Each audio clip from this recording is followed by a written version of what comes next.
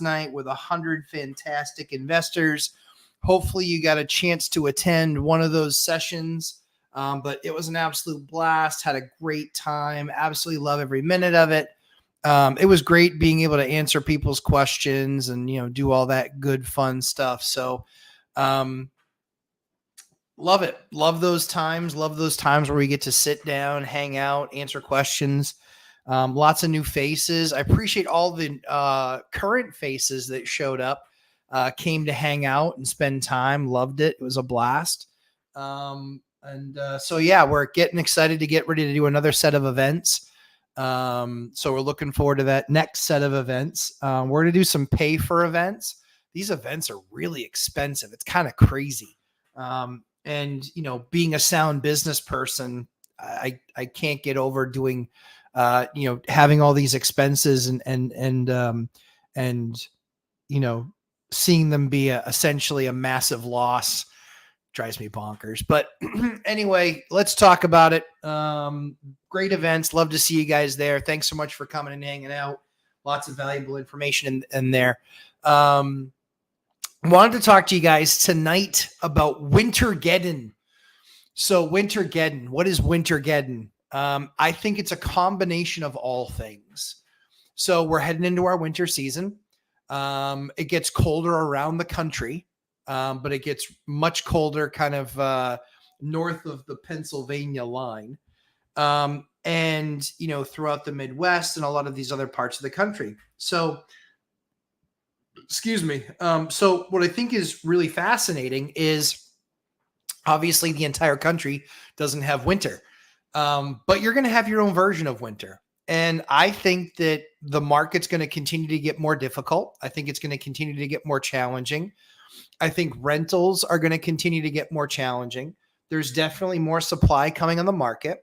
I think there is, to a certain level, pent-up demand, but what is really pent-up demand if you've got, you're living in your mom's basement? I've seen multiple 20-somethings of our tenants this month, multiple, move home. They're just like, I was like, oh, where are you moving to? Home. Really? Really? I don't know about you, but when I was in my early 20s, I wasn't wanting to move home. And I lived a pretty boring lifestyle. All I did was go to work. I still just wanted my own space. So I think that there's going to be this Wintergeddon event, I think, in a lot of these other systems. And yep, SHE invests. You're all over it. You're all over it. You're already taking my punchline from me. So I think there's going to be the market issues. I think that rents are going to be flat. I think some places they're going to go down. I think this winter is going to be a struggle. I'm hoping that by springtime we come out of it, but I can tell you, I think it might be the election is really killing things. The activity that we've had on these single family houses that I have for sale is horrifically bad. The traffic is bad. It's not good. And I'm hearing that in a number of places, but again, I think it's really election based, but we're going to find out. We're going to find out in about 12 days. We're going to find out if it's all election based or it's more than the election. That's the first thing. Or the second thing was the election piece. The third thing is, for those of us who live in these chilly climates, I say chilly because that's more like tongue in cheek. But for those of us who live in these chilly type of climates, I think the thing that we need to be focused on now is making sure that we're prepped. You need to know now, like maybe in some of your areas, heat's just started coming and getting turned on. You're just making sure that the oil tanks are filled. If you're responsible for that, you're just making sure that the propane tanks are filled. If that's something you're responsible for. Now you might be getting around to cleaning your system. Shame on you. Don't do that. Don't do it that way. Get them cleaned in June and July and potentially August. That way, if you have a problem with your system, it gives you enough runway to get the system purchased, not in a rush, and replaced and installed not at a premium price. That's what can be so scary. We've dealt with people in the past that because of their complete lack of management and lack of servicing of their systems, quite frankly, that for me puts you in the moron class. You got to service these systems. If it's oil, it needs to be every year. If it's natural gas or propane, it should be every 2 to 3 years. Doesn't have to be every year. It could be, but really every 2 to 3 years. The issue is that a lot of times oil is not running a forced hot air system. Forced hot air is where you have ductwork and you have a return and it sucks air in and brings it over a heat exchanger and changes the temperature of the air and pushes it out. Okay. So that's a forced hot air system. The issue is a lot of those forced hot air systems don't run oil on oil. A number of them run on natural gas or propane. So the cool thing is that largely speaking, you can go every couple of years with being able to clean those. The bigger issue with those is filters. People are like, do they change the filter once a year? You should be changing it at least twice a year, at least twice. The way that you save on these types of maintenance things is you actually look online, you see what the filter size is that you need, and you buy a case of them. You don't buy a box of 4. You don't buy a box of 8. You buy a case. A case is like 20 filters. You usually can get a fantastic price. You can usually find them for $3 or $4 a piece, a decent filter. And that will make the world of difference for you in tiring out the system. Think about what's actually occurring with that filter. Yes, it's filtering the air, but as that filter gets plugged up over time, dust, dander, those types of things, as that gets filled up over time, what ends up happening is it ends up restricting the airflow in the system. What does that do? The system has to work harder. The system has less output. It's less efficient. People leave it on longer. They leave it turned up more. These are all the things that fatigue a system and make it not last as long as it possibly should. This is one of the biggest mistakes that landlords make. And frankly speaking, it's not that hard of a thing to do. If you have a maintenance man, if you have anything of the ilk, you're not going to be able to have that maintenance man clean out your furnace, clean out your heat system. Nope.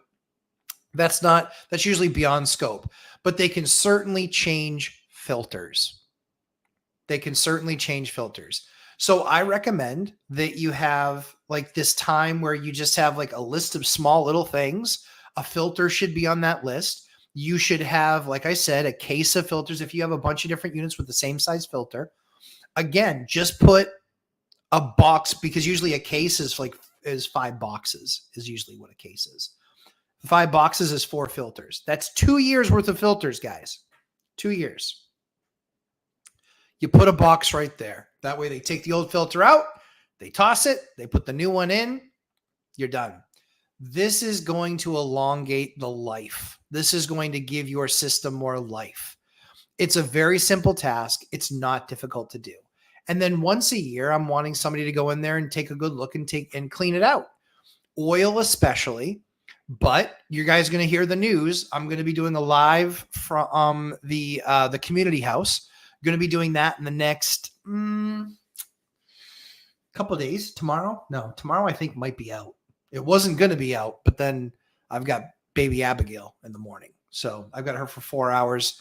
Ash has a bunch of stuff to do. And so I've got baby Abigail for 4 hours. So I don't know that we can walk we might be able to. Ooh, you know what? Yeah, I've got an idea. Anyway, you'll see what that idea is tomorrow. But we got some bad news. We got some bad news on the community house. Bad news is there is a combustion chamber that's inside of the heat system. The combustion chamber is where, guess what happens? Combustion happens. And then that's what then gets heated up. And then essentially then it starts the flowing of steam and hot water and all that good stuff. The combustion chamber collapsed. That kind of sucks. So it is what it is, but c'est la vie, way it goes. So the combustion chamber collapsed. We had our guy go over, looked at it, or so I didn't know that it collapsed. I knew it wasn't operating properly. I could hear it. I could hear it in my ear. I was like, nope, that's not running right. Let's shut it down. Let's get somebody over there to take a look at it. He takes a look at it. He goes, your combustion chamber's down. The good news is that combustion chambers can be repaired. It's not like it's not the main component, if you will, of a furnace or a boiler. It's not the main component. And so what that means that we had to do was basically you have to detach what's called the burner. You have to detach that. You have to take that entire door off, and then you have access to the combustion chamber. Here's the scary thing about these combustion chambers. What do heat systems do? They heat up, then they cool down. Expansion, contraction. And that happens over and over and over and over and over again. Also, what's interesting is these expansion, these combustion chambers are held in typically by 4 bolts. Yeah. They get what's called heat sink. Heat sink makes them more brittle over time. Just like the combustion chamber, expansion, contraction. This is metal. Expansion, contraction. High heat, hundreds of degrees. Expansion, contraction. Yeah, you get the point, right? So when that thing collapses, you actually, to get the entire combustion chamber out, you actually have 4 bolts. Now, you're going to snap bolts. The question is, how many do you snap? If you snap 1, all right, you can live with that. You snap 2, you're like, this is not going very well. You snap 3, just walk away. And you snap 4 and you're done. You're done because at that point it's like, nope, now I'm screwed. I'm going to probably need to replace this thing. So I think what's really interesting about this whole entire process is these are the things that you have to be doing to make sure your property is winter ready. You got to make sure you're winter ready. If you have any sort of a cold snap, if there's any chance that you can get below 0, you need to make sure you are winter ready. So down in the South, in most of the country, there's mini splits. Mini splits are a way of life. So they do heating and cooling.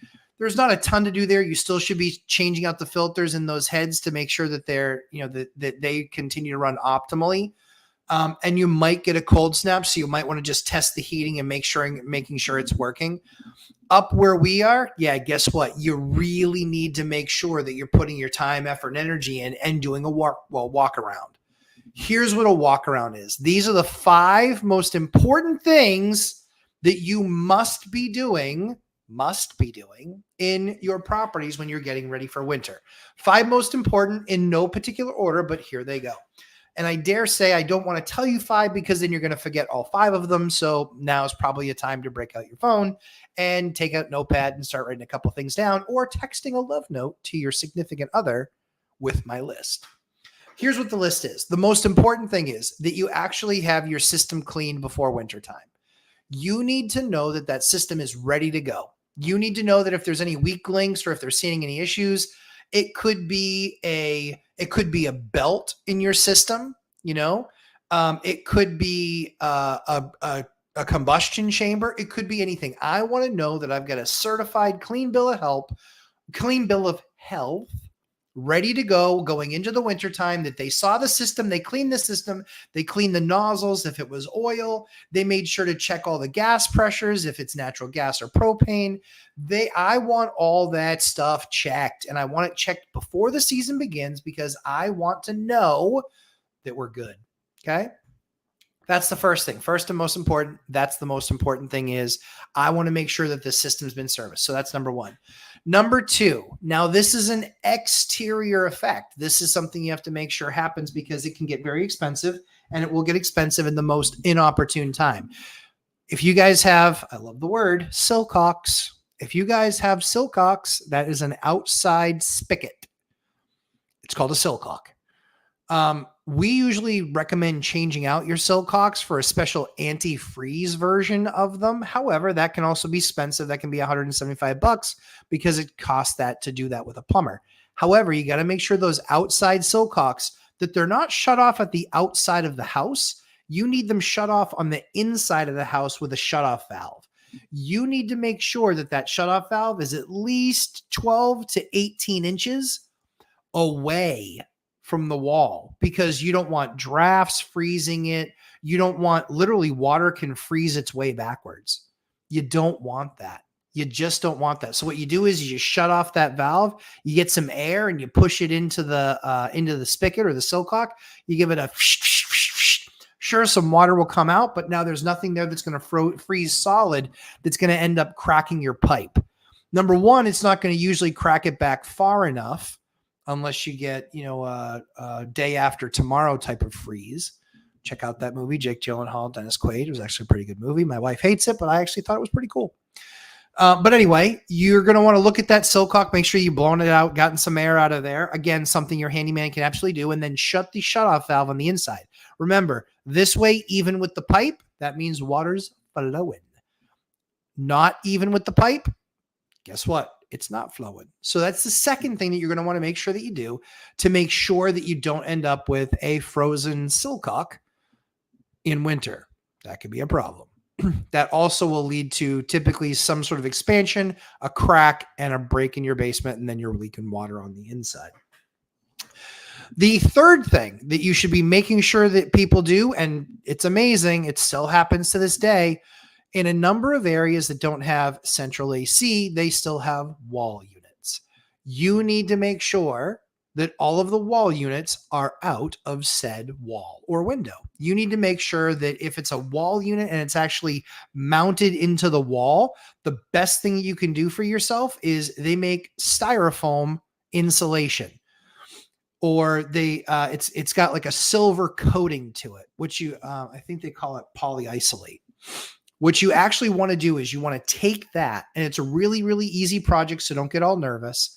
It's an easy project. You can do it with usually like a caulking glue gun adhesive.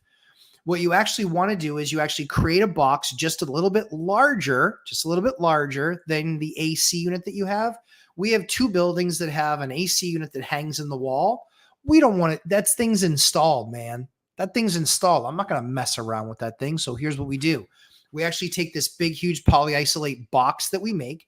You just make your measurements across the top, across the back, and front to back. You make a box. You can actually glue it together with like some Gorilla Glue from a caulking gun.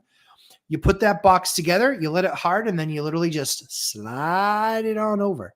That's it. You just slide it right on over. If you're worried about some sort of a draft, you can actually get that window plastic. You can go on the inside of the house. You can actually go right around your air conditioner, and you can, boom, just hit it with the hairdryer. That's something that simple. So that's your number 3. That gets you isolated inside from outside. That way you're not getting draft. They're not losing temp, whether you're paying for the heat or not. The tenant's going to pay for it. And if they see super high heat bills, they're going to hate you, and they're going to move next year when their lease is up. So this is just another little extra precautionary thing that you can do to prepare yourself for winter. All right, number 4, and this one is near and dear to my heart as well. If you know that you have older windows, or you have windows that might not be that old, but it's in a much older house, and so you can literally feel the draft around windows, do yourself a favor, go on Amazon, buy a big, huge, whopping case of the plastic that they use for windows. It doesn't look baggy unless you do it badly. It's shrink wrap. It's actually absolutely phenomenal for windows. It works absolutely unbelievably well. It will drastically reduce the amount of drafts. It will drastically increase your home heating efficiency. And people won't sit there always saying, I feel cold. I feel cold. Like that's something that we hear from some tenants. I feel cold. And so when you're constantly hearing, I feel cold, this gives you the ability to fix it. I was actually looking on my phone to see if I could find exactly. No.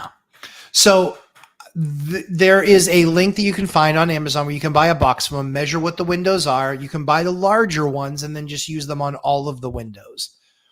I highly recommend that. That is absolutely the best step number 4 that you're going to get, which is literally just walking around and putting this stuff up on windows. Handymen can absolutely do this. It's just a hairdryer and the piece of plastic.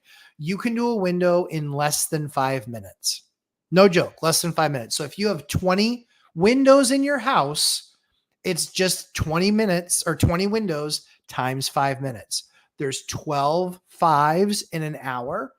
That means that in less than a couple of hours, you should be able to have your entire house plastic. If it's a typical apartment, you're probably talking 8 windows. It's not that expensive. So for less than $150 in a wintertime, you're going to be able to best prepare the unit so the tenants are happy. They don't call about cold snaps and things like that. And they don't complain about high energy bills. And if you're paying for the energy, well, then why the heck aren't you doing this anyway?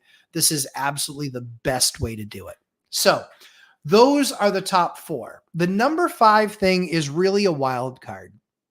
And the reason I say it's a wild card is we very often repair our freeze ups, but we don't know. Well, we always prepare our freeze ups, but we don't know that they freeze up until they actually freeze up. So the key is that what you want to do is you want to get in your basement and you want to look to see if you see any daylight from the inside to the outside.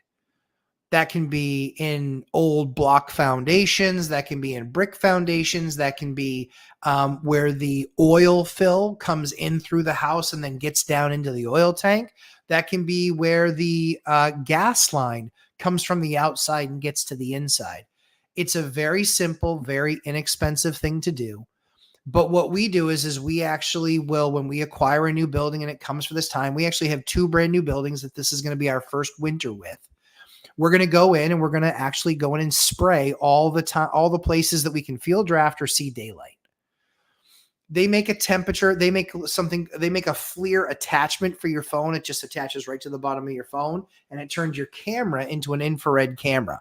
It's a pretty cool thing. They're about $150, I think. You can buy them online. And so that's more sophisticated, admittedly.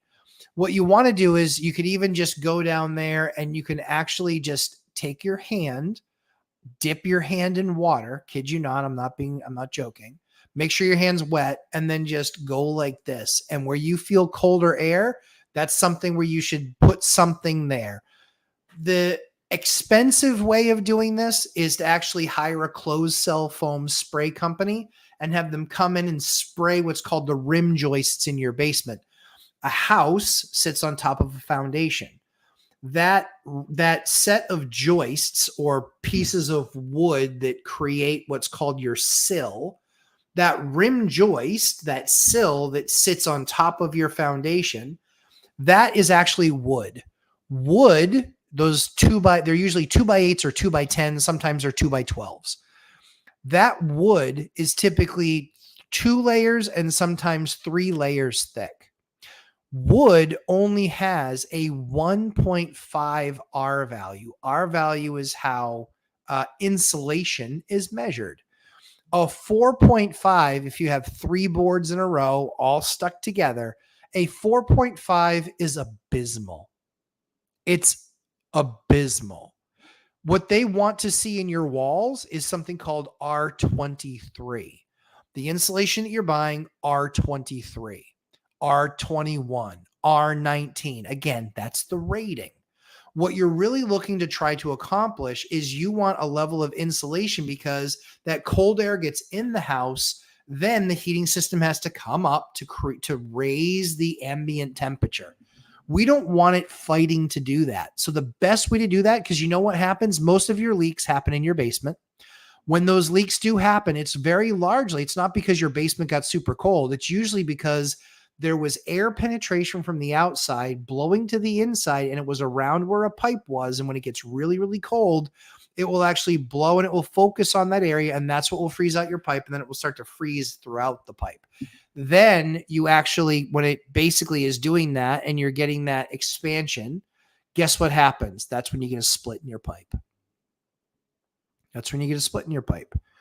So what it allows you to do is, again, you can do the expensive route where you have a closed cell foam company come in and spray all the rim joists. What they do is they spray those pockets between the joists that are in your floor. They spray in between that pocket, and then the rim, that is the actual, the rim of the house or the sill of the house. Now, when that work gets done and it's done via closed cell foam, you don't have anything to worry about because that stuff has an R7 per inch. So guess what I do? I don't say, yeah, come in and spray the entire basement. No, that's dumb. I don't do that. That's a horrible idea. I actually have them spray a couple inches. That gives me R14 at a minimum. I say, give me 2 or 3 inches off the rim and I'm good. Cool. 2 or 3 inches off the rim joist. Now I've got a good insulation option in my basement where I don't have to worry about any of this passing air coming in and snapping or blowing any of my pipes. So the second thing that I do, and this is the much less expensive option, and I think you'll like this. If you see daylight, you need to use some sort of a great stuff foam. I particularly like Loctite. That's my favorite one. I like it more than the great stuff. It dries harder. It dries more dense. I like it more as a product. So I'm using the Loctite product. That's what my favorite is. Now, that being said, that's just to get the holes. That's just to get the holes. That's to get in the air that's passing through. The next thing that I do is much less expensive than the closed cell foam option. You can actually get, when you look and see how tall your rim is, how tall your rim joist is, you can actually see, okay, you know what, the joists in between, they're 16 on center and more modern construction. However, in older construction, they could be 24, they could be 20, they could be 22, they could be 18, they could be 14, they could be 12 in some cases. I've seen all of these things apply. But what I like is you actually get like you can actually get a special saw. It's a little hand saw.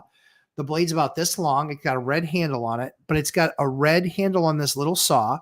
And you can cut your pieces of what's called rock wool. Roxol is a brand. It is not a product. Rock wool is the product. And that's basically, and the Thermofiber is the Owens Corning version of this, Thermofiber.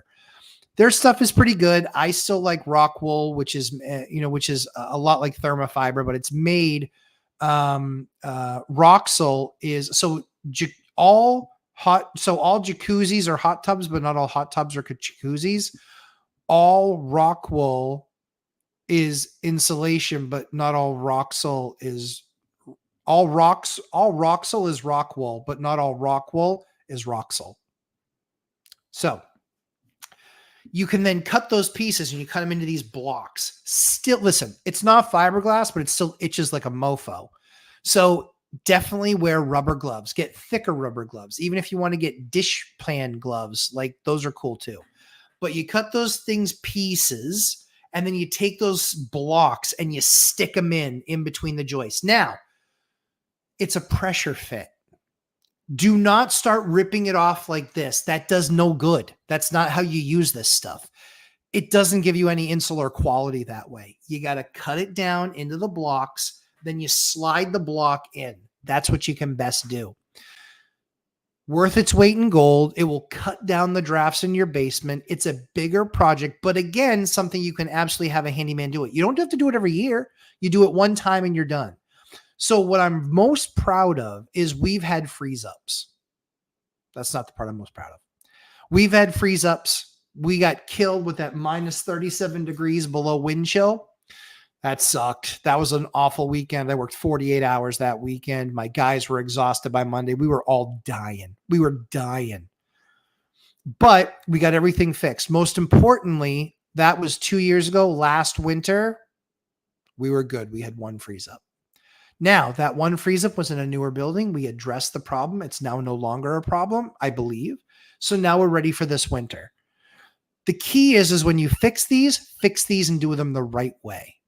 You're never going to regret having a level of energy efficiency in your units. You're never going to regret that. Spend the time, make the effort, give the handyman something to do. That's how you can start a relationship. It's very, very simple, but you can do one yourself and model it. And maybe you don't want to do your entire unit, but that's something you can bang out in an afternoon. If you get it pressure fit and you're worried, hey, this thing looks like it's going to fall down, they make this nylon strapping that you can just literally, we bought an electric staple gun, but you can get a regular staple gun.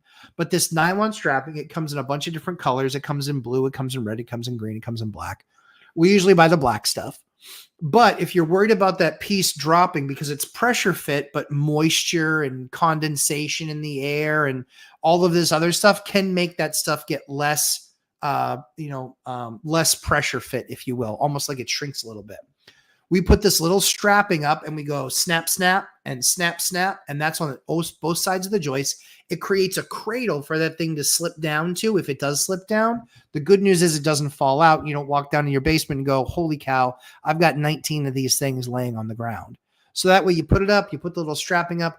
Guys, this is, again, a less than $500 project. If you do it yourself, it's less than $500, and it's going to vastly decrease the amount of risk that you have in freeze ups, blowouts, and tenant complaints.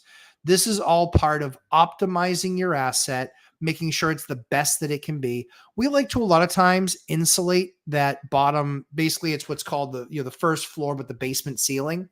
A lot of times we'll insulate that because of how cold it gets in the wintertime, and that we don't want that transfer from a lot of times dirt floors all the way up, into the units.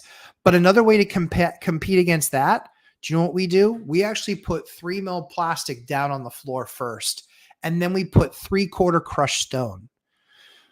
Going to give you guys another hack on this. 3 mil plastic, easy to buy. You can walk into Home Depot, walk right into the paint aisle and go, I need some 3 mil plastic. Or you can use landscaping plastic. You put that stuff down on your floor. Now, everybody says, oh my word, guys, stone is so expensive. It is the way you buy it because you're buying it wrong. Here's how you buy stone. In every single area, there are major construction companies that do road blasting, or they do land clearing. They always, always, always have stone. Always.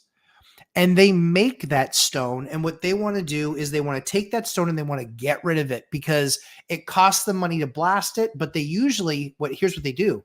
They blast it on location, and it's really expensive to take those big blocks away or big stone away. You know what they do? They crush it and grind it there on site. And then it basically goes into 18-wheelers. They bring those 18-wheelers back to the yard. Sometimes you can even get it fresh from the job site where they will literally take orders and they'll say, oh yeah, we need to bring up this many, blah, blah, blah. And we need to get it delivered here. When you go to a landscaping shop, okay, you're typically going to pay between $24 and $29 a yard. Right around there is what you're going to pay for that stuff. My solution actually gets it to you at about $13 a yard, less than half price in some cases. When I buy it, the only issue is you either need to take a full trailer load or you can take a half a trailer load. Half a trailer load is good enough for most basements to put 2 or 3 inches on the bottom. But again, 3 mil plastic, 2 or 3 inches of stone. Guys, now you have a pretty basement. You have a less wet basement. And most importantly is you have a reduced moisture basement. Then you can put plastic pallets, wooden pallets on top of that for tenants that want to put things in totes down there. This is a far better solution than any of these other options that you have to worry about. So that is what you always want to be looking at is how do you winterize your unit for Wintergeddon if we're talking about the inside of your property and the outside of your property and not what's going on in the market today. So that being said, let me just double check here. Nope, we're all good. That wasn't an alert. I think we're okay. All right. Now we're looking at this. All right. We are good. Yeah, we're good to go. Okay, great. And my stinking Boston Bruins are going to lose again. Man, you got to get their act together. Oh, it's not going well. All right. Chris Culp. Hey, what's going on? Jason Calcebetta. Hey, buddy. Hyder. What's up, my man? Robert Farinelli. Good to see you. Yoder. BuzzTune. Good to see you guys. HVAC systems being serviced next week. Yeah, the only adjustment I would make, She Invests, is I would get that done in August or September, because that way, if you know you have a problem, you can budget, get the system in there, get it bought, get it installed before cold even hits. That's what I like to do a little bit better. Josh Burdick, I'm in Eastern Washington where we have real winter. Yep, not Seattle, pretend winter. True story. I'm mostly ready. Hey, after I just gave you that list, are you mostly ready compared to your list, or are you mostly ready compared to my list? Ninja Vanish, good to see you. Fire and Ice, good to see you as well. Thanks for coming. Wayne Wong, hey, sir, how are you? Josh Burdick, I think you're right about election. Hopefully no repeat of the summer of love during this winter. Yeah, I tell you, it's going to be interesting. It's going to be interesting. Robert Fairley, Mission Guns Blazing Success signed an 18-month lease today. Got a deposit, still waiting on first month's rent. But if they don't, at least I got that. Congratulations, my man. Hey, for those of you who were watching, guess what happened? We handled this problem. Boot camp, Saturday, Thursday, rented. 5 days. In October, November around the bend.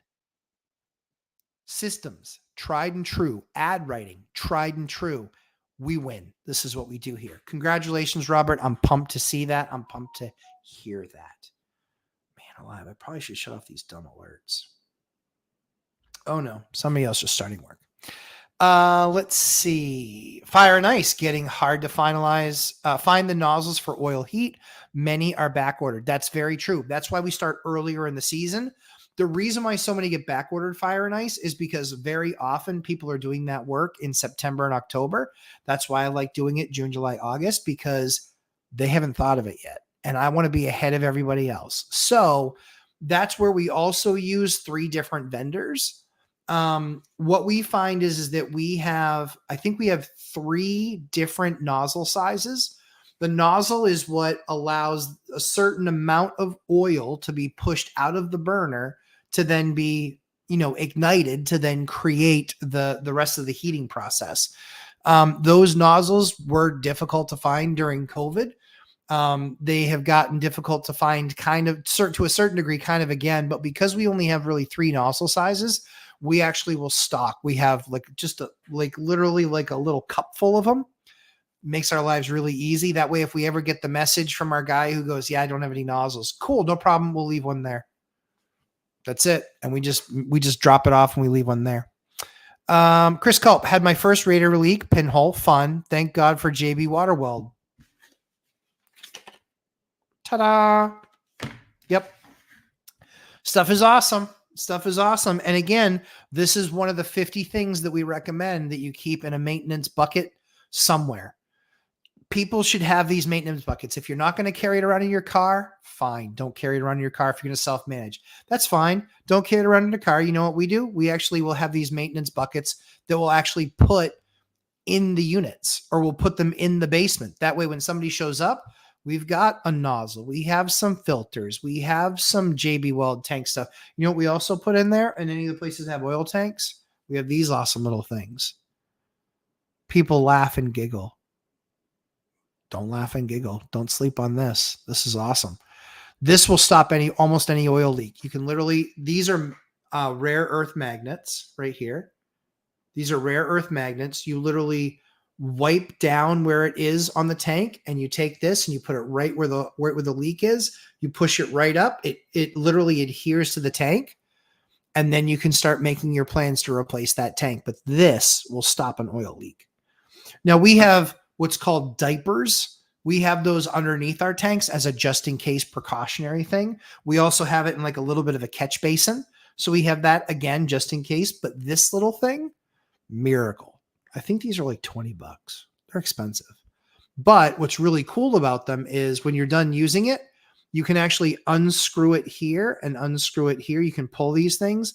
This pad is replaceable, and that way you keep the rare earth magnets, and you can actually replace just the pad part, which is I want to say it's $3 or $4.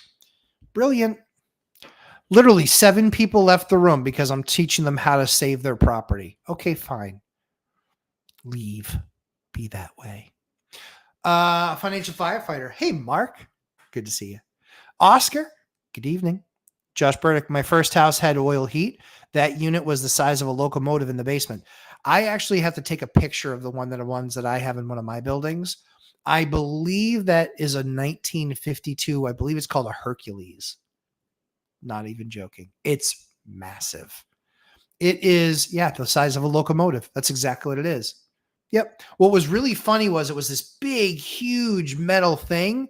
And all it was basically an oil tank where the oil would basically get turned on and it would start shooting over, and it would shoot over a flame, and that would catch fire. It was literally combustion. occurring like mini explosion time. I'm like, holy, who is the sales guy that sold that to that family there that was just like, yeah, we think that's a really good idea. Let's put something super flammable in there. Blech. I don't know. Channel 6 San Diego. Hello from Washington. Good to see you. Wealthwood Rentals. Good evening. Good evening. Wealth Building Journey. Hey, Chester. Good to see you. Robert Faraday, hit me with the numbers. 3 moonmates with a 600, 670, and 780 credit score, making $7,200 a month. Done. Great deal. Congratulations. I love that. Uche, hey, good to see you again. You hung out with us last night in the amazing event that we had. Love to see you back. Fire and Ice, RF, kudos. I know, right? That's awesome. Congrats, guys. That's really hard to do in November in New England, or October, the last week of October in New England. That's a big ask. Well done. Good job. Fire and Ice, we've seen a couple castings blowouts on boilers due to failed water feeds, dry fire. Yeah, we've seen exactly the same thing. Yep. So water feeds are, you basically have a component that sits on a water line. What it does is it's its job to, when the system says, hey, I've hit my low water line, it goes, I need to put more water in the system. That does it automatically, so you don't have to do that every 30, 60, 90 days. The problem with them is I've had them malfunction where they haven't turned on. I've also had the malfunction where they've turned on and they've stayed on and they've flooded the system. I've had both happen. I've seen it flood a system to the point where everything was so tightly done that it actually flooded and it went all the way up to the second floor radiator, but to start spilling out the second floor radiator. That made a mess. That was expensive. That was probably $3,000 of cleanup. That kind of sucked. But yeah, that's what happens. So what ends up happening is the system, when the system doesn't have any water in it, it does what's called a dry fire. That's when damage happens. It's basically like firing a gun without actually having a bullet in there. And you do enough dry fires and stuff starts to wear out. Kyle Dorn, good morning. It's not morning, but good evening. Fire and Ice, oil heat is fabulous. Second only to wood stoves, in my humble opinion. I agree. I would love to do pellet stoves and wood stoves in a number of my units, but as we know, insurance is the nightmare. Insurance will not allow it in almost every case because it creates a fire hazard. And there's a risk factor of people not knowing how to use what they're using. So we actually do see that pretty often. Insurance rates are through the roof if you use a fireplace or a wood stove, or a pellet stove if it is a rental property. Unless you have a specific type of insurance that's not a national carrier, it's very expensive. Kyle Dorn, hello. Angel R, thank you. You're welcome. For what, I'm not sure. Key, hey Key, good to see you, sir. Let's see. Angel R, I have a duplex that the main source of heat is electric baseboard heating. So you think I should start putting, yes, with a forced hot air system? Yes, electric heating can be expensive. The thing that I would do first and foremost, Angel, is all the other stuff I talked about. If you do all of those other things, I think you'll see a 20% decrease, 25% decrease in the amount of heat that you use. Do those things. The heating system should be the last thing that you upgrade, guys. It's the last thing because it's the most expensive. Start off with the least expensive stuff. All the stuff I gave you to do in your buildings is like $500. It's not a lot of money. It's very little money, actually. And then you can see a vast improvement. The tenant will be happy. Sometimes they're happy enough to stay. Other times you just say, you know what? The electric heat is just way too expensive. We got to figure out a better way. And that's okay. But at least do all the things I told you to first before we start doing anything differently. Anna K, how are you? Anna K, fresh in from checking people into the boards. Chris Culp, Angel, who pays electric? Kyle Dorn, hit the thumbs up. Hey, thanks, guys. Wandering Doc, how are you, buddy? He's my hero. He is the syndicator master. He works with a ton of syndications. He has a ton of investments with syndications, and good for him. I'm glad. I hope that works out for you. Wandering Doc, Matt breathes landlording. Love it. Thank you, my man. I do. I love this stuff. I love its asset optimization, right? Like, I want to get every dime I can out of my asset. Every dime. I want to save every penny I possibly can. Now, I'm not to the point where I'm militant, to the point where I'm getting paid 3 cents $3 cents an hour. I'm not doing that, but I'm doing all the stuff that makes sense. All the stuff that, as I own this asset, I want to, guys, when a new guy buys your building and it's electric heat and you pay the bill, I got bad news. They're going to take that right off the top of what the value of that property is. Man, make these improvements. Make these improvements. These are short money improvements that have massive returns on investment. Absolutely massive. Grant Lee, Arizona real estate agent. Hi, Grant Lee, Arizona real estate agent. Thanks for coming and hanging out with us. Tenant pays the electricity. My fear is that I heard an investor say electric heat causes fires. They're an idiot. Tenants haven't complained about the heating costs. I would still do it. I would still do it just because they haven't complained about it, but when they complain or when they start to get an icky feeling about it, it's too late. So if you do these things preemptively, it's just going to improve whether you do it for this tenant or the next tenant, because guess what happens? What happens if you lose this tenant because it eventually gets too burdensome?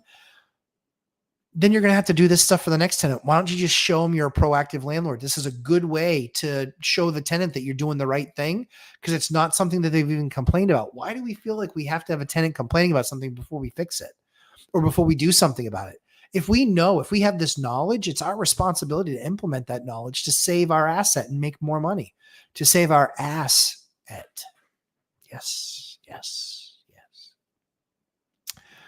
All-nighter. Angel R. I removed exterior silcox from my properties after one led to a flooded basement. Never again. Almost like I knew what I was talking about.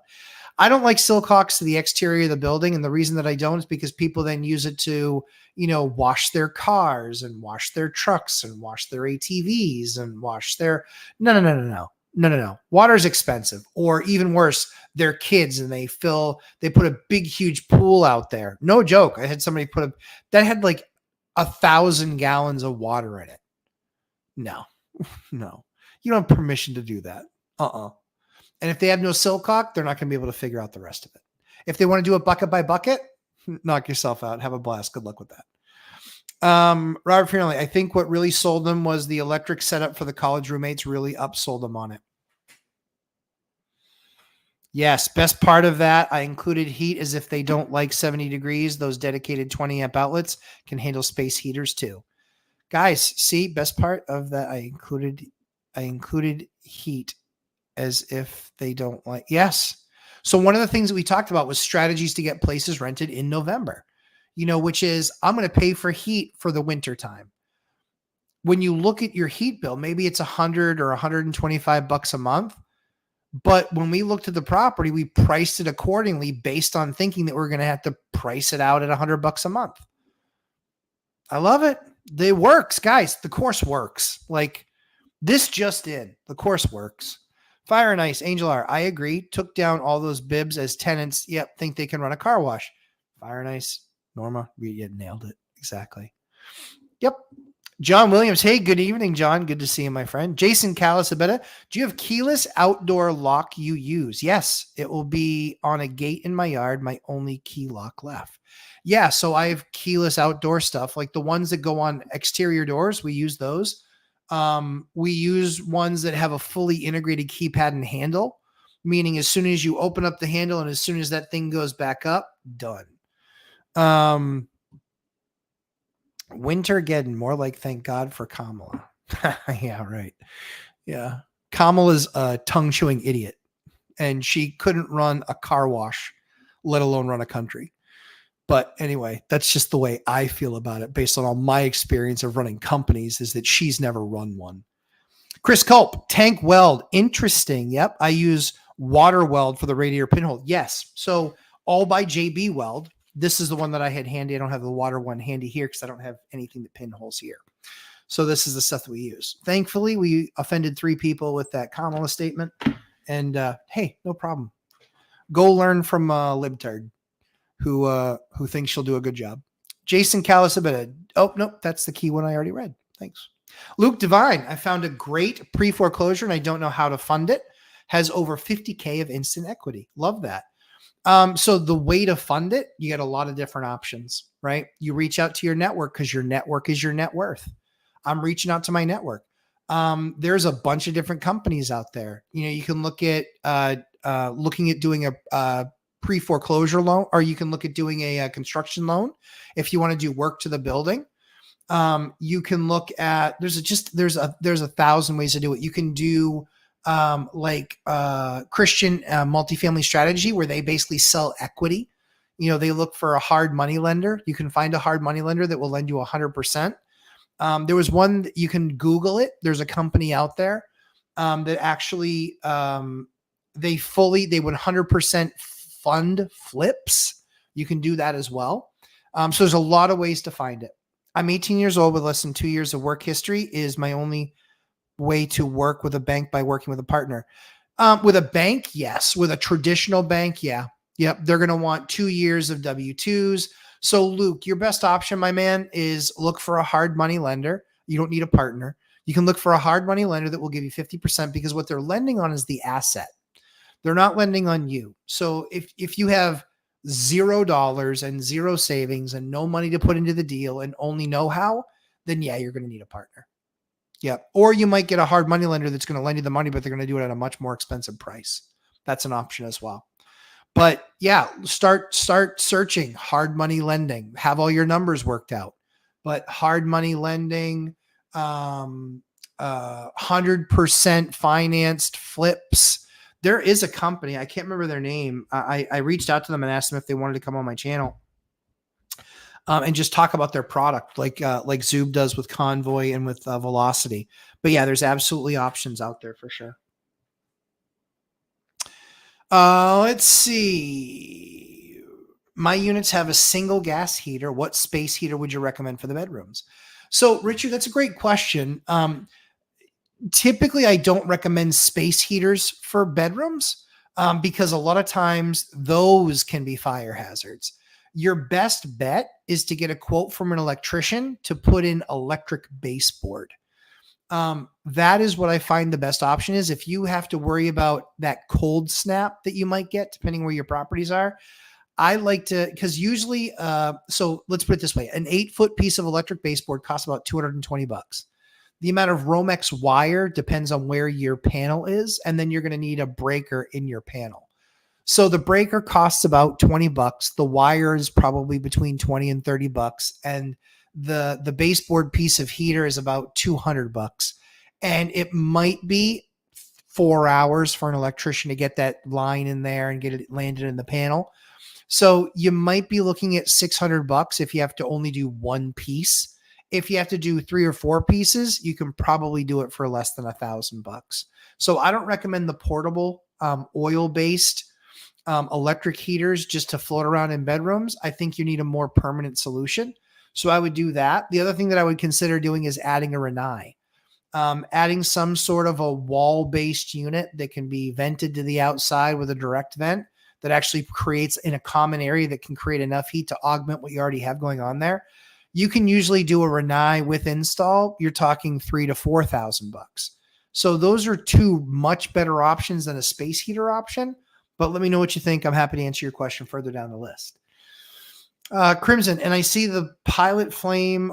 Oh man, amazed on how big that thing is for its age. Thing was built to last. Yeah, exactly. These old systems. Trying to clean out the blower buildup on my furnace right now. Man, the dust buildup on my 78 on the blower is insane. Great that these things are built to last. Yeah, totally true. Totally true. But again, that's why. So that thing probably hasn't been cleaned recently enough. And that's where you just got to make sure to stay on top of. That's why they actually have soot vacuums. These soot vacuums are spectacular. Spectacular. Well worth their weight in gold. Kyle Dorn, I invest out of state. I think I'm going to start putting a few space heaters inside attic in mouse-proof containers for emergencies. Could save money on emergency phone service calls if or when it happened. Absolutely worth doing it. Do it now myself. We actually have an army of 20 of them ready to deploy. If we get some sort of a cold snap and we need, we have people complaining about heat not keeping up. I mean, it's usually because they're a little bit soft and because they want it to still be 73 degrees in their house, and almost no system is built to keep up with minus 37 outside. It's going to be a little chilly in your house. It's going to be below 70. So you might want to buckle up a little bit or bundle up a little bit. It's going to be cold. But yeah, because you're investing out of state, Kyle, the best money you can spend, Home Depot, Pelonis. I like the next step up. The cheaper ones they have really cheap ones at 35. Don't like those. They have cheaper ones at 50 to 60 bucks. Don't really love those. The ones I love are almost $100, but they're digital, they're timer, they're all of that stuff. All of it. Literally just make a little 3x5 card with the instructions on it. So somebody knows how to turn it on. You can literally take a snapshot, put it in your phone, and then anytime somebody needs to use it, hey, go grab this. It's up in the attic. Click, here it goes, or get the handyman out there. And you can get that done. Yeah, great idea. Yep, we have 20 of them ready to be deployed at any given time. Fire Nice, do you have a buzz-in intercom door lock recommendation for your common interests in 4-family and up? That's a great question. Where we are, we have larger multifamilies. So I have a 12, I have a 10, I have a 8, I have a 6. I have nope, that one's no. So those are the bigger buildings that I have, and we don't require an intercom system. We are still pretty safe areas, and so there's no common entrance where you need to get buzzed in. We don't have that. All night I heard Luke, start talking to the senior lender and ask them about their criteria. Showing face and having an adult conversation at a local bank should help your cause. It's true, it will, but they're likely not to fund you. It is typical to bill back utilities for student housing. Absolutely it is. Yep, absolutely it is. Yeah, the challenge that you'll have is even when you're talking to a senior lender, it's good to have that conversation. There's stuff that they're not going to be able to get around because underwriting. So 90% of those loans that they're going to have, they're going to actually want to take that loan and they're going to want to sell it back to Fannie Freddie. When they want to turn that thing around and sell it back to Fannie Freddie, they have to show that that's a Fannie Freddie federal requirement. You're not going to have that. So to Hyder's point, it makes a good conversation point. It's at least making the introduction, letting them know you're trying to find it there. Expect that they're going to turn you down because they likely have to based on criteria. So then just insert all of my advice and go do that. But still not a horrible thing to have that conversation. Let's see. Deconstructing Dreams, A Financial Journey. Sounds like a good book. Been going since 3 a.m., just getting off work, catching up in chipmunk speed. Thanks for all you do. Appreciate all the knowledge nuggets. We finally get to meet you in February. I'm excited to meet you guys in February. I'm excited to meet everybody coming out to the event. Guys, if you haven't gotten your event tickets yet for Zuber's event, one rental at a time, go to the website, check it out. You got to go to the website. You got to check it out. I'm telling you. It's a great event. We have a blast. Ashley and I will be there the first day. I think I'm the only one there the second day. I don't think she's there the second day. But we'd love to meet you. Would love to spend time with you. Would love to get a picture with you. All that stuff would be awesome. Some people ask me to sign stuff. Guys, I'm happy to do it. I'm just a normal person. So don't hesitate. If that's something that means something to you, don't hesitate. I'm happy to do it for you. Let's see. Luke, do you have any mentors you can share the deals and numbers with? Not the important numbers so the deal gets bought without you, but the financials. Just don't share the address. Just share the particulars of the deal is the most important thing. But yeah, it's nice to have mentors, but they're really few and far between.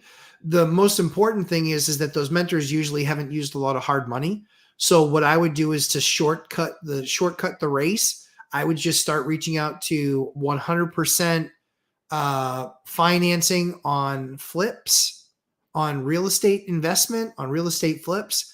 See what that starts to get you, and then just start having conversations with as many people as you can. Guys, that's how you build your network. That's how you build your net worth. I had somebody that still called me every quarter, every 3 months. Hey, how's it going? What's going on in your business? How can I help? Eventually he got a deal from me.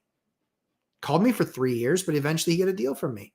Wasn't any skin off his back. What was he doing? He's making some phone calls. It's all good. It's all good. Channel 6, San Diego. Very smart, Matt. Thank you. I just light my wood burning stove. My mortgage broker said if I turn my house into a rental, I have to pull the stove. It's true. It's true. Yep. Yep. It's very difficult to get insurance for that. Very, very difficult. All-nighter. Wandering Doc is a great dude. We have been friends from YouTube and outside of YouTube for about 5 years now. I agree. Great dude. Super sharp.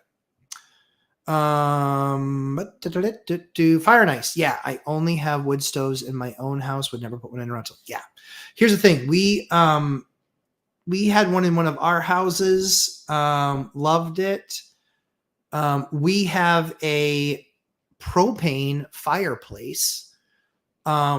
But it throws off a ton of heat. It's awesome. We love it. We love it. So we use that. Those are legal. Those are usable. But they're expensive. Like, we didn't buy it. I didn't put it in, but it was with the house. They spent like 5 G's putting that thing in, 5 or 6,000. It was a lot of money. A lot of money. Nitin Raj, good to see you, Nitin Raj. Good. Glad to have you come hanging out. Let's see. Lumberjack Landlord Upton. Yes, sir. Hey, guys, real quick. I've got a cool thing for you guys now. I actually had my team set this up. If you're ever wondering what the important links are that you got to have from me, it's the channel. It's the website. By the way, there's something new coming in the course that is actually I'm almost finished with. We changed out module 5, the binder strategy, which was Dion's, which we still will leave in there because it's free. It's something that he provides for free. And I want to make sure you guys get exposed to Dion. And that is the right word, exposed. But we're going to change and we're going to add another module to the course. Again, free of charge to you guys that are in the course. We're going to add all of the detail around Section 8. Everything you need to know about renting in Section 8. There are guys out there that make a course about Section 8. What a bunch of bullshit. You don't need a course for Section 8. What you need is a module to a great course about Section 8. That's what I'm going to do for you guys. Here's what you need to do. If you guys text the word, give me 1 second.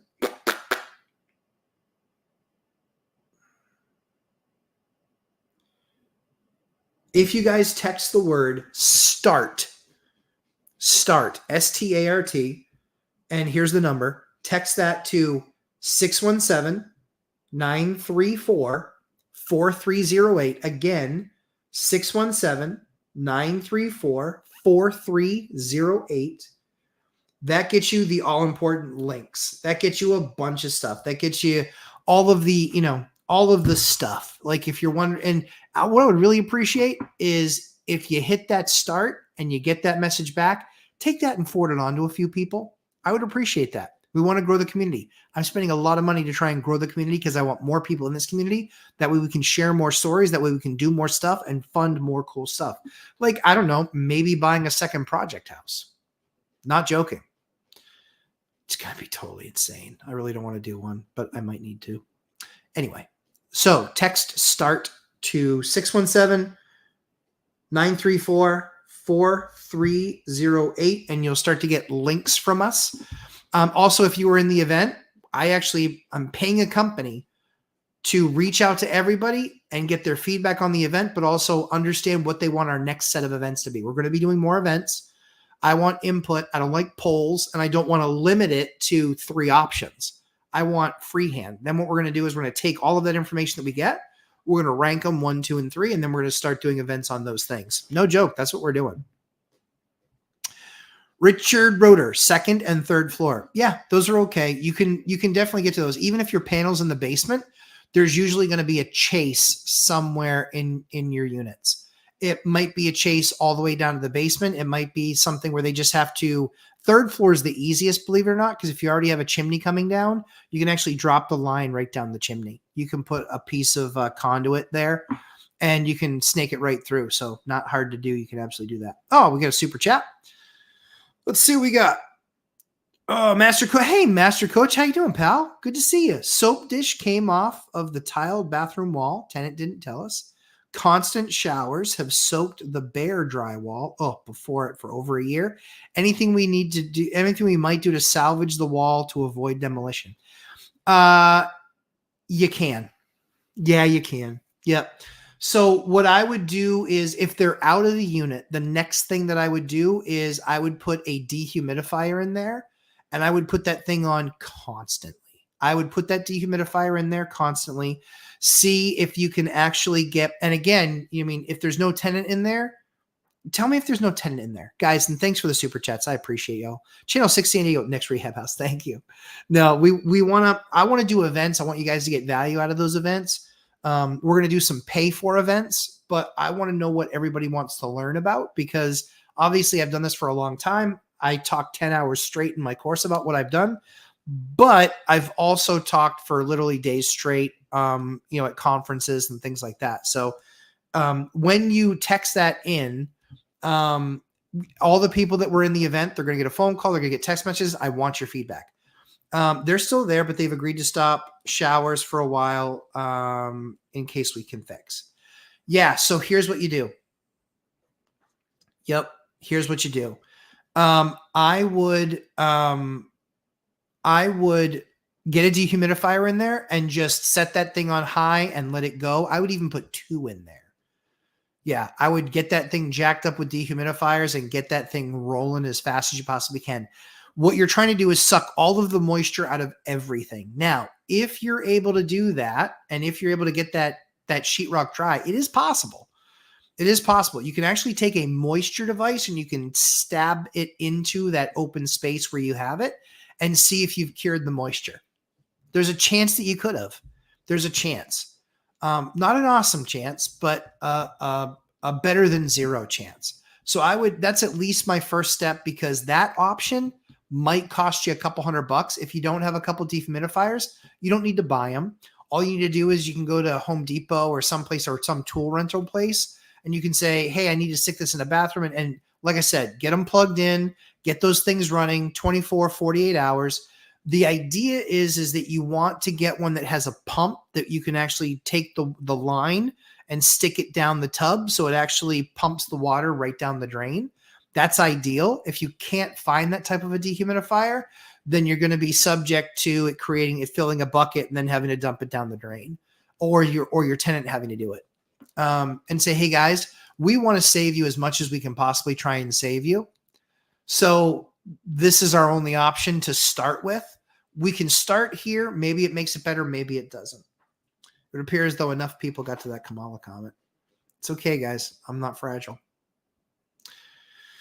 Like you were expecting to get a different response out of me. Come on. Let's see.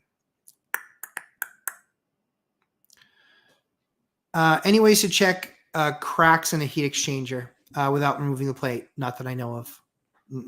Nope, not that I know of. That's tough. Like you can get one of those camera, like you can rent one of those like 6-foot camera deals. But it's yeah, not outside of that, not that I know of, Robert. Let's see. Channel 6, my backhoe guy is funding my next deal. He's watched me flip 3 of those and now wants in. Yep, went under contract today. Love it. 140K, ARV 340. Thanks for your teachings. Oh, yeah. Look at those numbers. Guys, these numbers.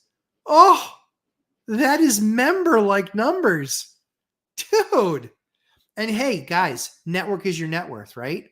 Channel 6 San Diego, this just in, they're kicking ass. They find another building. They do the project. Goes well. They start using the same vendors over and over again. Guys, I kid you not, the money will find you. After you, it's tough in the beginning, but after you've done a few and people have watched you do it, guess what? They want a piece. And that means you can give them, 10% money on their money for a year. You can start to do some of those kind of cool, innovative things. God, so proud of you. So proud of you. It's an honor to be part of your journey. Thank you. I love that. That's awesome. Be careful on backup space heaters. Check your insurance. See if they see what. Yeah, exactly. Yep. Yeah, you got to be. Yeah. Yep. Backup space heaters. I don't love, but in the case of pipes freezing, yeah, I'm gonna put them in there. Yep. I've met me. I've seen me do it. Larry Bird, but again, it's not a bad point. Check with insurance. Larry Bird, good evening, Lumberjack. Good evening. Good to see you. Larry Bird is, we're always banging in each other in the, in uneducated economist chat. Let's see. Age, ditto, text. Yes. Thank you. I appreciate that. Thanks, Chester, for doing that. Let's see. They're still there. Yep. Okay. Dehumidifiers, 2 of them. Yep. A chase is a pipe installed for the purpose of running wires after a building is done. It's much easier to run wires in a chase than cut a bunch of holes. Yes. And so typically there's almost always access from one point.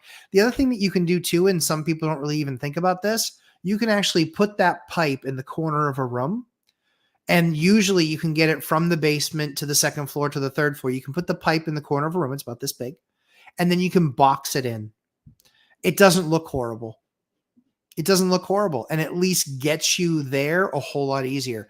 There's also a bunch of bits that they make. They basically are 3-foot sections or 4-foot sections that they screw one into the next. And then actually that gives them the ability to get down through into things.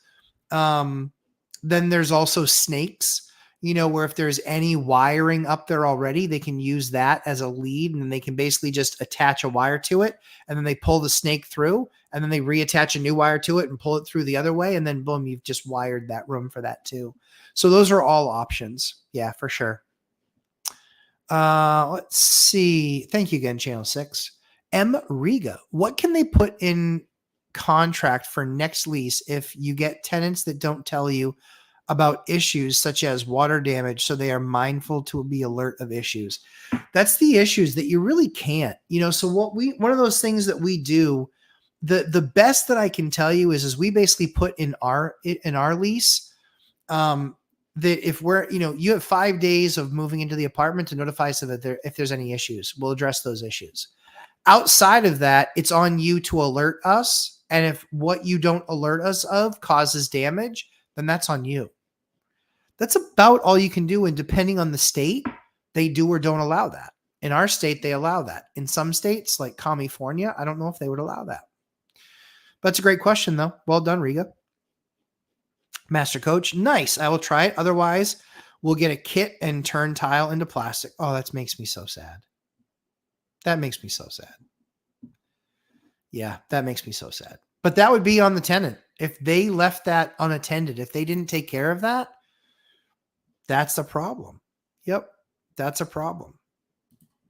Fire Nice. I think I missed the link to Excel expense template for the project house. I filled out a pro forma today. Woo. Woo. I will, I don't know if that link got posted, in all honesty. Guys, you know that I suck at this. Like, what I'm good at is what makes money. YouTube doesn't make money. I suck at YouTube. I've had an issue with a shower pan leak and didn't know from a tenant there was an issue till tenant below unit informed me. Yeah, that's a problem. Yep. So the challenge is that they might not know upstairs, and so it's not really their fault. Downstairs might. The challenge is that unless it was something that is easy to see upstairs, largely that's going to be blamed on the contractor of install and that it was improperly installed, unless you can actually see that it was used, abused, or not being used as it should be. That's where you then have to kind of make that decision. Yeah. Yeah. Let's see. Fire Nice. We had a similar situation, so we had to put the fear of God into said tenants. Yeah, that's the only option. Let's see. Did I miss something Robert said? Did I miss something Robert said? Nope, I don't know that I see.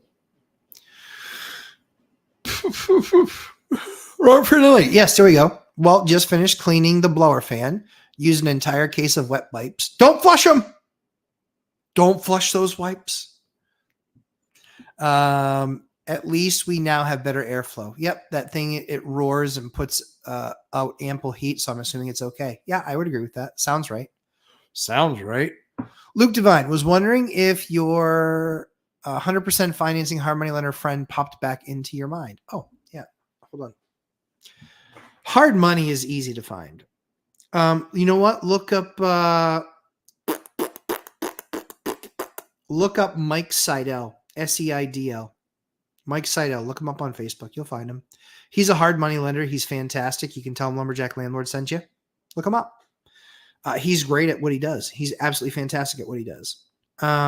Let's see. Give me 1 second. Who was that? So that's Mike Seidel.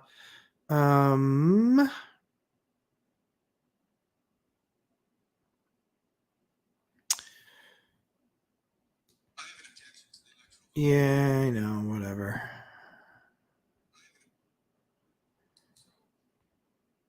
All right. It is, let me just look here. Is this where I find those guys? Nope. Oh, dear God. Oh, my heavens. The number of, I'm just completely inundated by gurus. And the worst part is I hear them say stuff that's dumb and stupid all the time. Yeah, I don't see it right here. I think it's called like, hold on. Let me just Google it. I think it's called like fast. Is it called fast flips? Nope. It's not called fast flips. That's one of the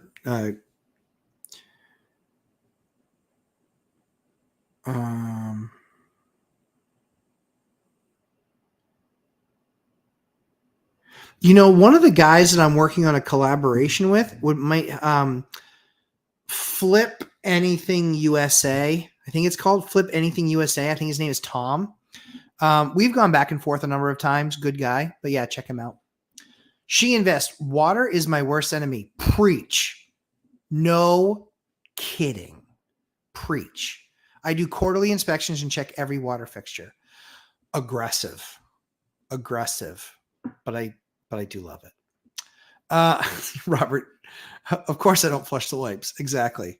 Yep. I'm a lead guy now. You have,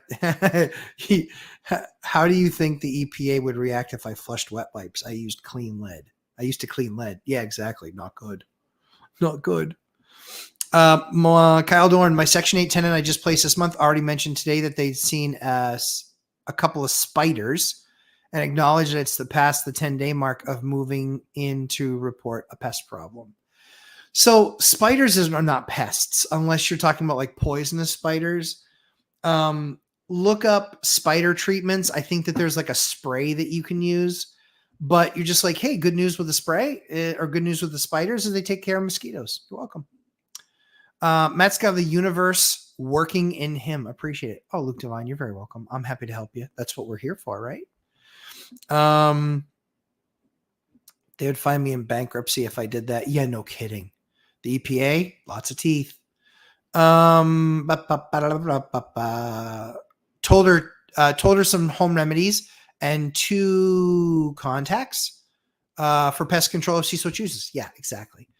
The key is that so here's what I can tell you. There's some of these home remedies. You can stick them in what's called a pump sprayer. That's like what they use to like spray your lawn and weeds and things like that. Make sure it wasn't those things first. But you can put those home remedies right into that thing, and then you just sit there and you just spray around the house. That's a better that's an easier application. Takes you 10 minutes, makes you look good to the tenant. Or you can have Taylor do it. But that's an option too. Fine, Fire and Ice, time of the year to do safety inspections and check smoke alarms as well. Yep. I totally agree. Yep. Totally agree. Look up my property insurance increased from $655 in 2023 to $811 in 2024. Okay. So 20%. When I called the insurance company, they asked if I lived in the property. Ooh, that's not good. I explained that I visit it seasonally, but due to circumstances, I couldn't return this year. They informed me that because it's considered vacant, the rate would jump to $2,300 annually. Yes. What are the thoughts in this situation? And is there anything I can do to lower the premium? Yes. Change companies. Not joking. That's what you can do. Change companies. Change companies. That's it. That's your only option. Yep. That's your only option. So I would make the call. I don't know who that, if it's a single family home, State Farm is really well priced depending on your state. But yeah, change companies. Yep. Change companies. Yep. I change companies when I need to. We have a roster of all the companies that we work with. We have a roster of our 52 buildings, and we took 3 buildings away from one group this year and gave it to another group. And then ironically, the next 4 quotes that we got from them on stuff that we were doing was actually pretty reasonable. Apparently they were afraid of losing more business. Sorry, I have to move this out of my way. Good. Yeah, 2,300 is crazy. Yep. Absolutely shop it. Great guess. Wealth building journey. Good job, Chester. Attended my HA's Section 8 workshop and got some insights. Money available above market rents. Yes, yes, yes.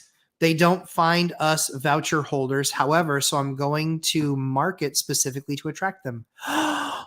Where would we have heard of such a thing? That's what I'm talking about, guys. Do it. Do it. State Farm just jacked up my insurance by a lot. I'm looking to get out of them. Yeah, but here's the thing. They're really good on the introductory rate. So if I get one really super cheap year, what do I care?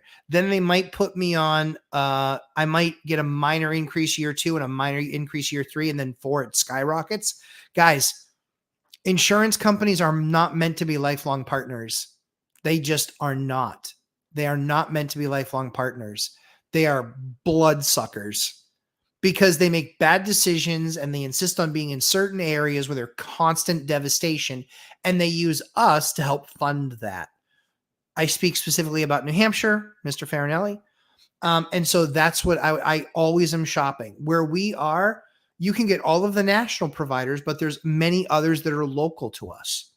You know, Robert Farinelli, I would be calling Vermont. I would be calling a broker that handles Vermont Mutual. I would be calling a broker that handles Andover companies. I would call in New Hampshire. You actually have access to USAA, even if you're not a military vet. We are the only state, I think, in the country, except for maybe Texas. Yeah, great for a season, not for a lifetime. That's insurance. Yes, exactly. Yep. And again, it's not because they're bad people. It's because what is insurance? It's handicapping the entire market and making sure that they're not too exposed to one area or another. That's what kind of bothers me about it, though, is that what is there in New Hampshire ever? Not much. It's true. Not much.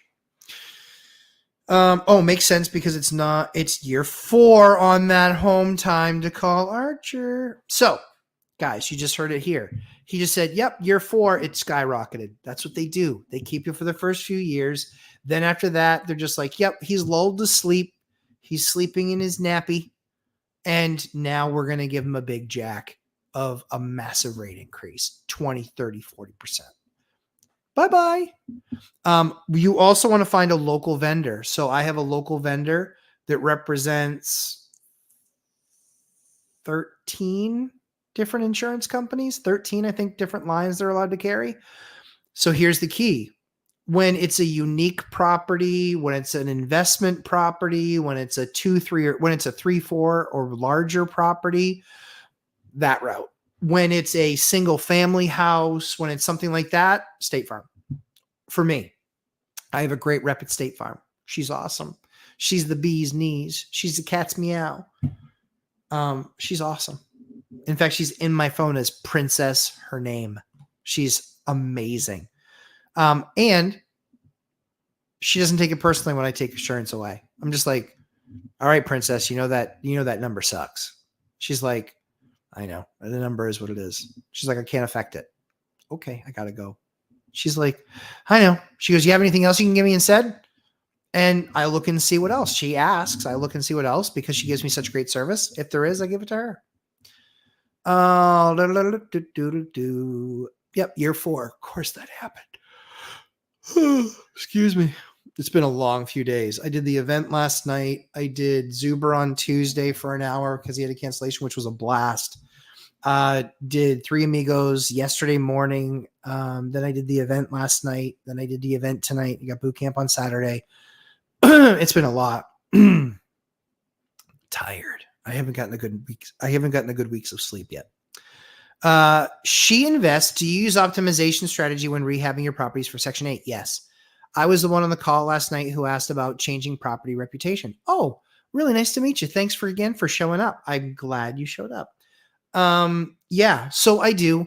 The thing that you want to be careful of is, so if I'm replacing a toilet and I'm going from a 3.5 to a 1.2, I'm using a Viper toilet. That's a good use. On showers, same thing. Guys, one of the things that we're going to teach in the course, and this is just a real sneak peek, one of the things that I actually teach in the course now, it's going to be module number 5. It's going to have 3 sub-modules to it. In that module number 5, one of the things I'm going to teach you is how to select the right Section 8 tenant. Can't say it here because it's very politically charged. And it's not about politics. It's really about this specific situation. So that's something I'm going to share in the course, and I'm going to go in depth on it because I have created a formula that has worked out for me for the last 2 years perfectly. It's not been wrong yet. And we've gotten nine new Section 8 tenants. Not yet. And then I have a horrible abuse of the system story that I'm probably going to tell next week, I think. I have to make sure we're through it and clear it, and then we can do it. Local insurance brokers are great. Absolutely. Pinhead 1317. Is she on the Seacoast? Who is who on the Seacoast? I don't know what that is.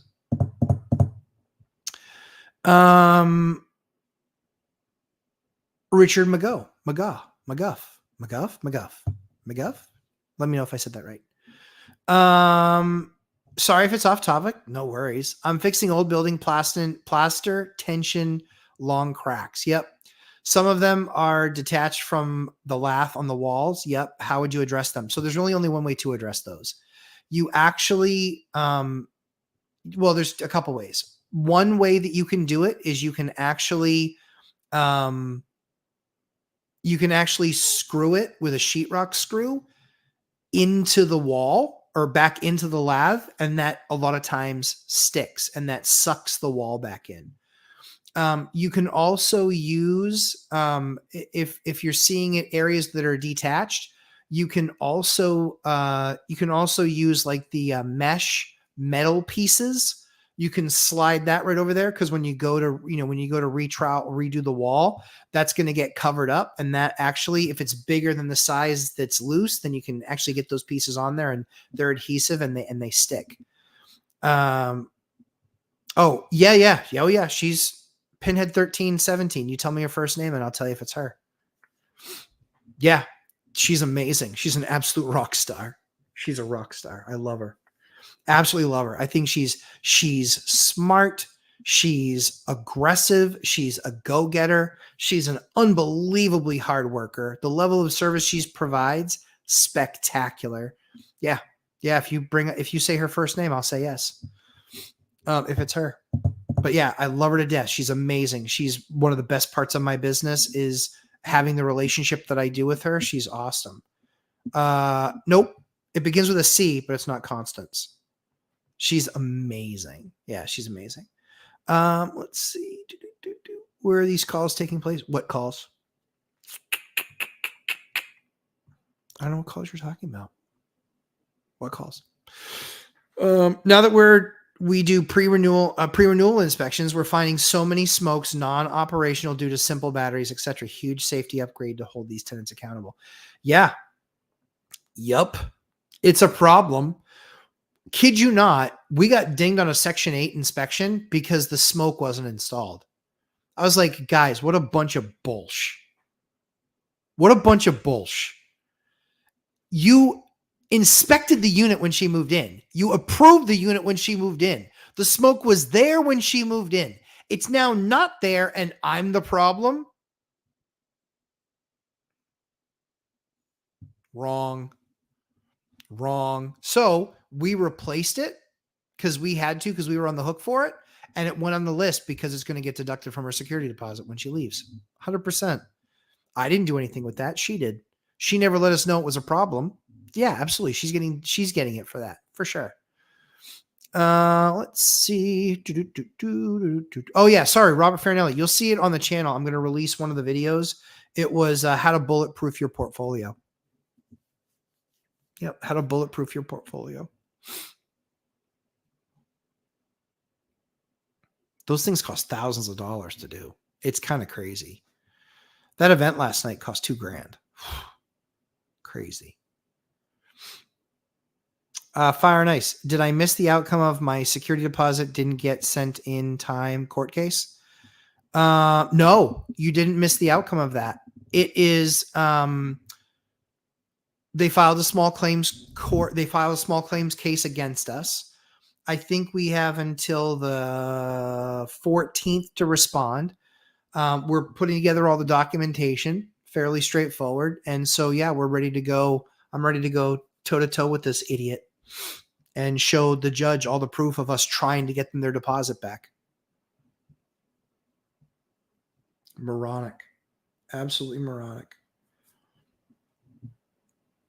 So what's really funny is that they're going to take me to court for $122.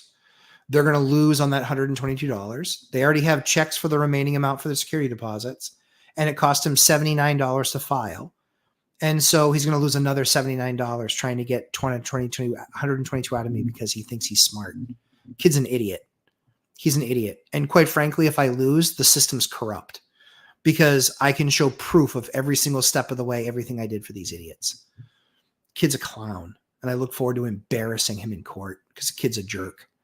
What a waste of my time. And I'm not, and on principle, yeah, it's $122. I couldn't care less. On principle is why I'm going to court. So he wants to have principles. He's going to realize principles cost money. And I realize that principles cost time. Way it goes. M. Riga. Is there a good insurance brokerage company that you can find local insurance companies on?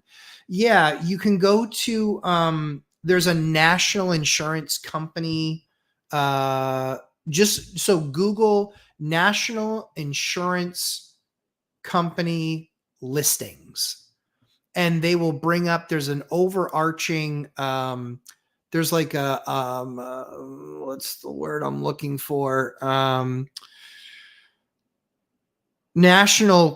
There's a national organization that has all of those. And then you can look at those and then you can select by state.